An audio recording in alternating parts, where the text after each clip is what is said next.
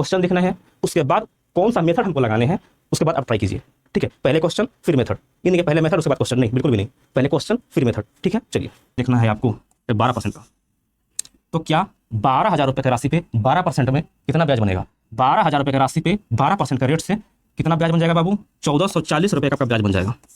लेकिन टोटल ब्याज कितना दिया हुआ है? 1680 रुपये का ब्याज दिया हुआ है, आपको ब्याज 1440 का बना हुआ है। अभी भी कितना का डिफरेंस है? अभी भी 240 का डिफरेंस है। डिफरेंस क्यों आ रहा है? 30 है, डायरेक्ट आप निकाल सकते हैं। यानी जो मेरा प्रिंसिपल है, प्रिंसिपल का 6% यही आपका 540 के बराबर है। तो 6 से 540 90 बराबर कर जाएगा, यानी प्रिंसिपल बराबर आपका 9,000 रुपये आ जाएंगे।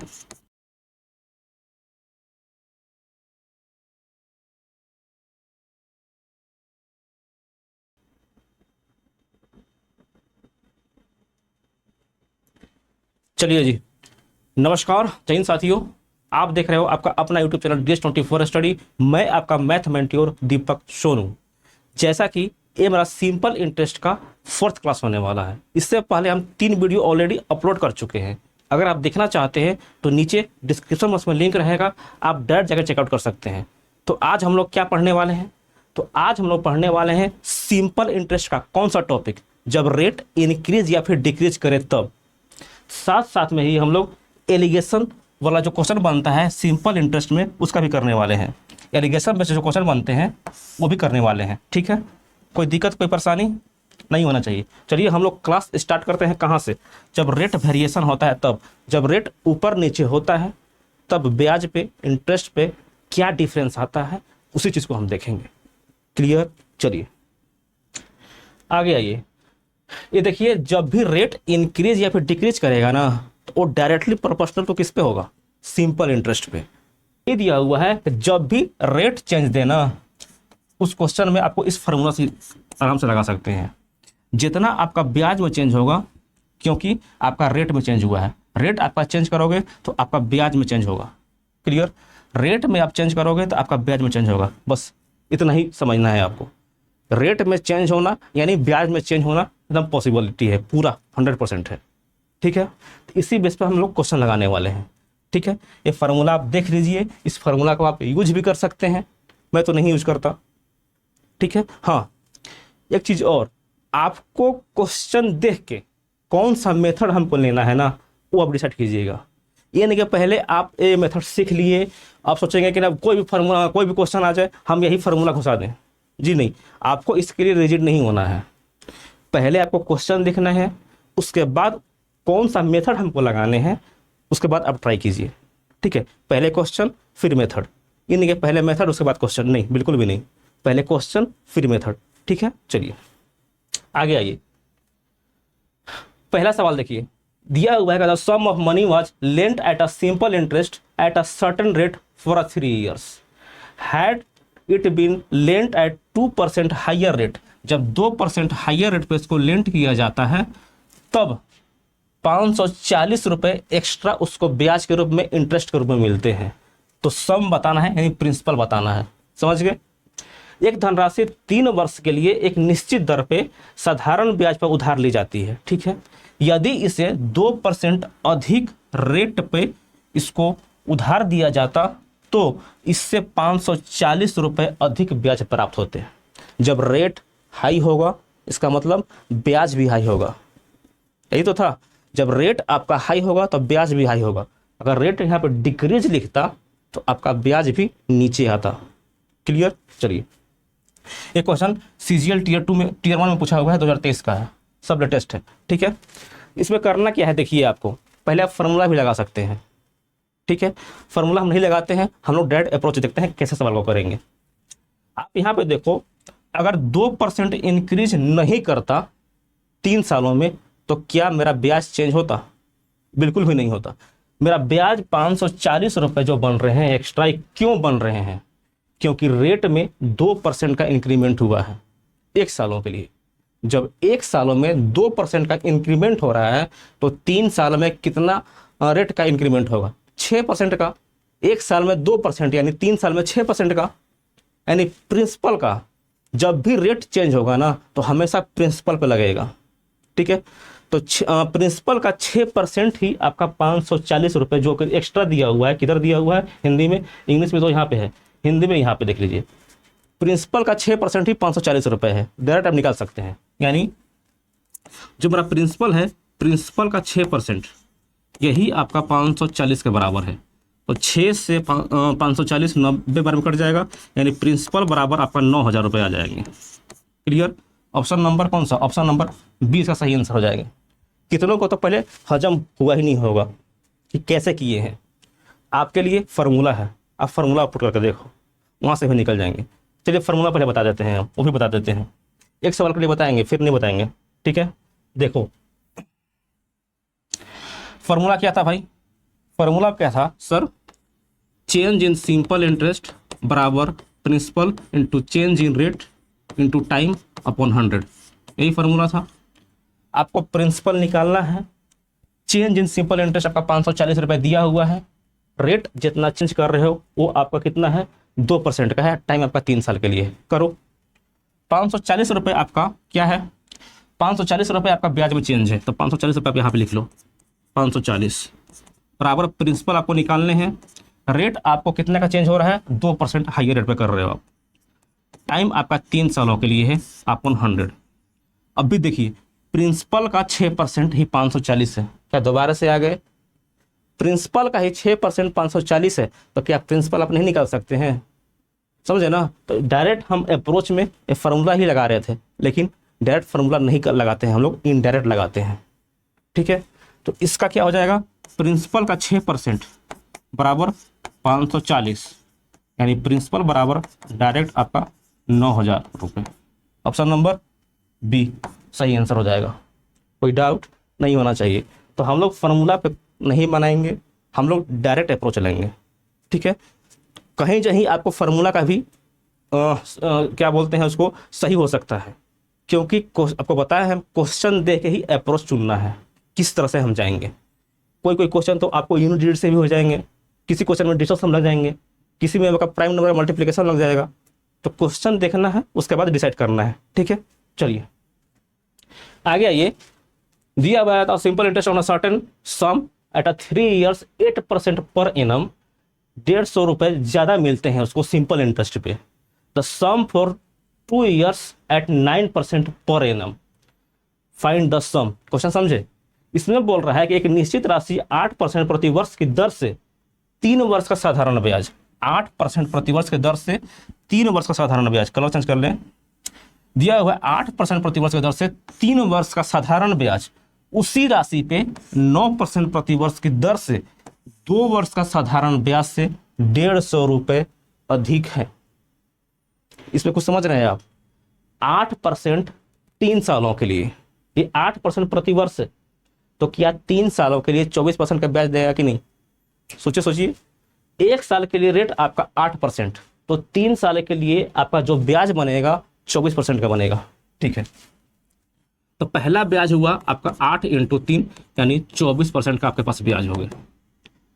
दूसरा है 9%, 9% का रेट है और 2 सालों के लिए है, यानी 9% का रेट, और ये आपका 2 सालों के लिए है, यानी आपका 18% आपका क्या बनेगा? आपका सिंपल इंटरेस्ट बनेगा। और इसी दोनों का डिफरेंस 150 रुपये का दिया हुआ है, यानी 6% का डिफरेंस कितना दिया हुआ है? 150 रुपये का। तो 1% बराबर कितना हो जाएगा? 1% बराबर 25, तो 100% बराबर कितना हो जाएगा?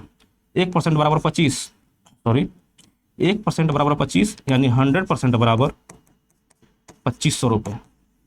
ऑप्शन नंबर ए इसका सही आंसर हो जाएगा। समझे कैसे किए हैं?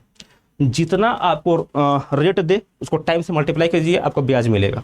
दूसरा आपका रेट को टाइम से मल्टीप्लाई कीजिए, आपको दूसरा आपका ब्याज मिल जाएगा। बस दोनों का डिफरेंस ही 150 रुपये दिए हुए थे। हम 24% और 18% का दोनों को माइनस किया, तो 6% का वैल्यू 150, तो 100% का वैल्यू 2500 रुपये। डायरेक्ट प्रिंसिपल पूछा है, प्रिंसिपल आपका हमेशा 100% पे होता है, कोई डाउट नहीं। आगे दिया हुआ है 84 रुपये की राशि 8.75 प्रति वर्ष के साधारण ब्याज पर एक निश्चित समय में 11,046 रुपये हो जाते हैं। ठीक है, पहले पेन का थिकनेस कम करो भाई। चलो, और क्या बोल रहा है? उसी राशि पे उसी समय के लिए, यहां पे देखिए उसी राशि पे और उसी समय के लिए, ये आपका हिंट्स है। उसी राशि पे मतलब वही प्रिंसिपल रहेगा, वही आपका टाइम रहेगा, तो आपका साधारण ब्याज क्या होगा यदि दर में 2% की वृद्धि की जाए तो। आप समझ रहे हैं इसका मतलब? सिंपल इंटरेस्ट बराबर क्या होता है? Principal rate into time. आपका प्रिंसिपल और आपका टाइम दोनों आपका वही है, तो क्या simple interest directly proportional to rate हो जाएगा कि नहीं? मतलब आपका ब्याज ये आपका डायरेक्ट समानुपात में हो जाएगा किसका? दर का। समझे? तो इसको हम ऐसे लिख सकते हैं, जैसे सिंपल इंटरेस्ट पहला अपॉन सिंपल इंटरेस्ट दूसरा, P1 R1 P1 P2 R2 T2। जब मेरा P1 P2 T1 T2 same है तो क्या इसको हम यहाँ से उड़ा सकते हैं? बिल्कुल उड़ा दीजिए। तो P1 P2 कट जाएगा, T1 T2 कट जाएगा, यानी आपका सिंपल इंटरेस्ट पहला अपॉन सिंपल इंटरेस्ट दूसरा ये बराबर आपका पहला R1 अपॉन दूसरा R2। यहाँ तक क्लियर? यही आपका फार्मूला बन गया डायरेक्ट। कहीं भी आप लगा सकते हो इस फार्मूला को। कब? जब आपको क्या देगा? जब आपको प्रिंसिपल और टाइम दोनों बराबर देगा तो सिंपल इंटरेस्ट को आप रेट के इक्वल या फिर उसका प्रोपोर्शनल में लगा सकते हो। समझ गए? बस इसी फार्मूला पर बैठा दीजिए उसको, आपको चुटकियों में आंसर आ जाएगा। इतना करने का कोई ज़रूरत नहीं था, बस आपको पता होना चाहिए था कि रेट और आपका प्रिंसिपल और समय अगर बराबर दे तो मेरा सिंपल इंटरेस्ट डायरेक्टली प्रोपोर्शनल किसके बराबर हो जाता है? रेट का। क्लियर? बनाइए सवाल। दिया हुआ है कि 8.75% प्रति वर्ष के दर से आपके पास ब्याज कितना बन रहा है? 8400 में से 11,046 घटा दीजिए। 11,046 को 8400 में से घटा दीजिए, कितना आएगा? 6 4 ये आपका 6 ये 2, यानी जब भी आपका रेट 8.75% रहेगा तो आपका ब्याज इतना का बन रहा है। जब 2% आपका रेट में इंक्रीमेंट होगा तो आपका रेट 10.75 हो जाएगा। तो इस पे कितना ब्याज बनेगा आपको वही निकालना है। तो हम डायरेक्ट कैसे निकाल सकते हैं? ये आपका 2646 रुपये किस पे है? 8.75 पर पे है, 8.75% पे। तो आपको किस पे निकालना है? 10.75 पे, इस पे निकाल देना है बस। अब इसी को कैलकुलेट कर दीजिए, आपको आंसर मिल जाएगा। ठीक है? जब भी इसको कैलकुलेट कीजिएगा तो ये आपका देखिए SSC में पूछा हुआ है, इसका आंसर आता है कितना? 3251 का लमसम में। ठीक है? आपके पास ये वाला आंसर इसमें आएगा। उसी समय गलती भी दिया था इसका। ठीक है? तो 3251 इसका करेक्ट आंसर आता है। 3255 पर आप लगा सकते हैं। ठीक है? उसका नियर बाई वही आंसर है। समझ गए कैसे करना है? बस मेन इसका अप्रोच देखिए, आपको कैलकुलेशन देखिए, बस वही आपके लिए सबसे ज़्यादा इंपॉर्टेंट है। ठीक है? आगे आइए। एक निश्चित राशि साधारण ब्याज की एक निश्चित दर पे 12 वर्षों में अपने आप का 4 गुना हो जाता है। यदि ब्याज दर में 5% प्रति वर्ष की वृद्धि की जाती है तो उसी राशि को 10 वर्ष के लिए निवेश करने पे मिश्रधन क्या होगा? अच्छा सवाल है। किसमें पूछा गया है? CGL Tier 2 में पूछा गया है भैया, तो सवाल तो अच्छा ही होगा। इसमें बोला गया है कि 12 वर्ष में अपने आप का 4 गुना हो रहा है। यहाँ पे देखिए आप, 12 वर्ष में अपने आप का 4 गुना मतलब 12 वर्ष में अपने आप का 300% होना। आपको हम बताए हैं, पीछे जाकर देख सकते हैं आप। 12 वर्ष में अपने आप का 300% होना, तो एक वर्ष में कितना हो जाएगा? एक वर्ष में 25% हो जाएगा। कितना हो जाएगा भैया? 25%। ये 25% क्या है? ये 25% आपका रेट है, क्योंकि एक साल में जितना ब्याज बनता है उसी को हम रेट बोलते हैं। ठीक है? तो ये आपका रेट हो गया। अब क्या बोल रहा है? यदि ब्याज की दर में 5% की वृद्धि की जाती है, पहले ब्याज आपका 25% है, जब इसमें 5% का आप वृद्धि करते हो तो आपका रेट 30% का हो जाएगा। यहाँ तक कोई डाउट नहीं होना चाहिए। यह तो उसी राशि को 10% के लिए निवेश करने पे मिश्रधन बताना है। 30% का रेट से 10 वर्ष के लिए इसको आप क्या कर देते हो? कहीं पे इकट्ठा कर देते हो, यानी इसको जमा कर देते हो, निवेश कर देते हो। तो क्या 30% का रेट से 10 साल के लिए 300% का ब्याज बनेगा कि नहीं बनेगा? बन जाएगा। 300% का फ्रैक्शन में लिखिए। जब भी 300% का फ्रैक्शन में लिखिएगा तो 300/100 लिखिएगा। नीचे वाला आपका प्रिंसिपल होगा और ये ऊपर वाला आपका इंटरेस्ट होगा। यहाँ तक क्लियर? अगर हम अमाउंट निकालना चाहें तो क्या हम प्रिंसिपल और ब्याज को दोनों को जोड़ देंगे कि नहीं जोड़ देंगे? तो कितना हो जाएगा? ये आपका 100 और 300 यानी 400 हो जाएंगे, यानी आपका अमाउंट 400 हो जाएंगे। अगर इसको हम इस फॉर्म में लाना चाहें तो क्या 4 × 100 कर सकते हैं कि नहीं? 4 × 100, और 100 की जगह पे हम क्या रख सकते हैं? प्रिंसिपल, यानी आपका 4P आपका अमाउंट हो जाएगा। क्लियर? ऑप्शन नंबर बी इसका सही आंसर हो जाएगा। समझे कैसे किए हैं?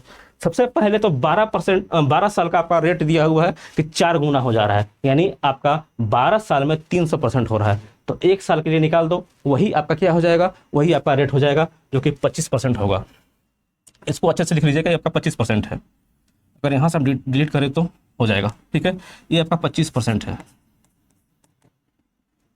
5% से इंक्रीज कर रहा है तो आपका रेट 30% हो जा रहा है।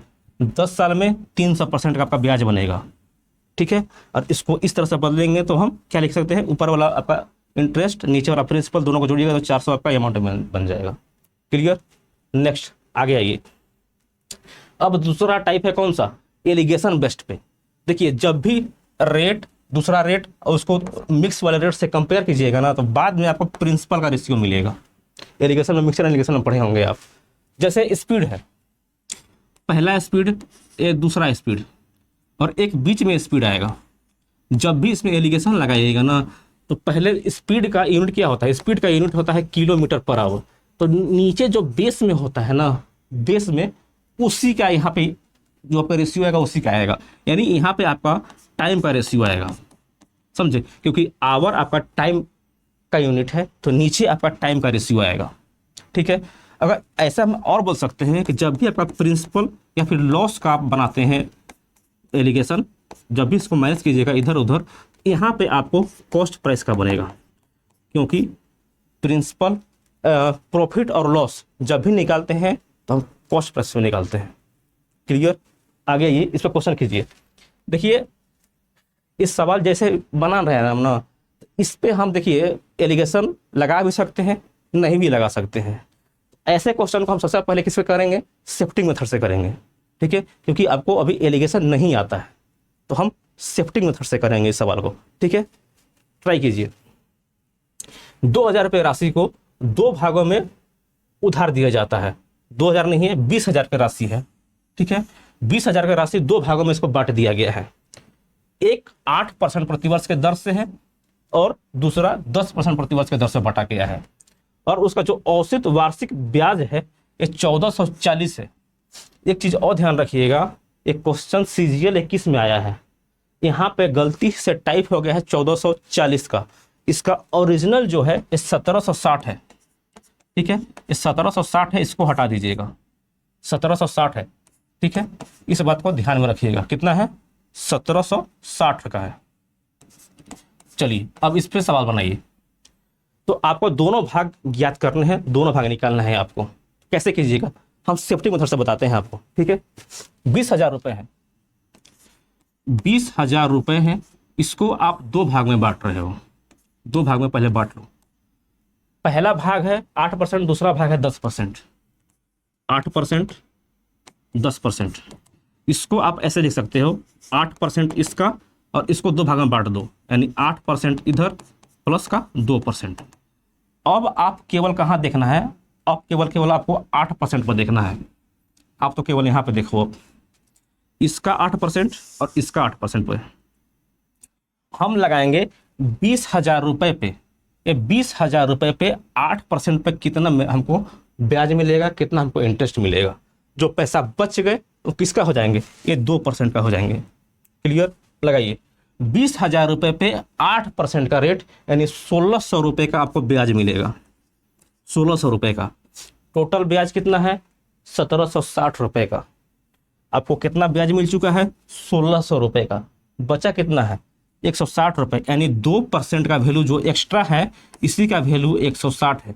तो 1% का वैल्यू कितना मिलेगा? 80, और इसी का 100% कितना हो जाएगा? बस इसमें डबल जीरो और बढ़ा दीजिए, यानी 8,000 रुपये। यानी एक 100% किसका निकला है? ये 100% इधर वाला 10% का निकला हुआ है, यानी 10% पे आपका राशि 8,000 रुपये का होगा, और 20,000 में से 8,000 इस पे, तो इस पे कितना लगेगा? इस पे आपका 12,000 रुपये का राशि लगेगा। तो कौन सा ऑप्शन सही हो जाएगा? 12,000 और 8,000, यानी ऑप्शन नंबर ए इसका सही आंसर हो जाएगा। ठीक है, कैसे किए देखें। चलिए आगे सवाल कीजिए। ऐसा ही दिया हुआ है कि कुल 5,000 को 2 भाग में बांटा गया है अब। ठीक है, पहला है 6% पे और दूसरा है 10% पे। उसके बाद कुल वार्षिक ब्याज दर 360 रुपए का है। तो 10% पे उधार ली गई राशि बताना है। सेम क्वेश्चन है, डिटो क्वेश्चन है, CHSL 2020 में पूछा गया है। ठीक है, कैसे उड़ाइएगा इसको? 5,000 रुपये का राशि है, 5,000 रुपये का राशि है, इसको 2 भाग में बांट दीजिए।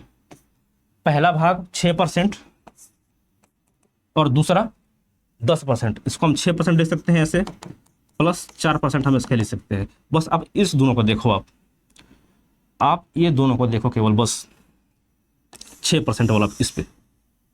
यानी डायरेक्ट हम बोल सकते हैं कि सर, कलर चेंज कर लो, डायरेक्ट हम बोल सकते हैं कि सर 5,000 का 6%, 5,000 का 6% कितना होगा? तो आप आपको बोलोगे कि 5,000 का 6% आपका 300 रुपये हो जाएंगे। लेकिन आपका जो फाइनल ब्याज था वो 360 रुपये का है। जब 300 रुपये आपको यहाँ पे मिल गए तो 60 रुपये एक्स्ट्रा क्यों आ रहे हैं? जो 4% ये बचा हुआ है, इसी का आपका 60 रुपये एक्स्ट्रा आ रहे हैं। तो 4% का वैल्यू 60 है, तो 1% का वैल्यू कितना होगा?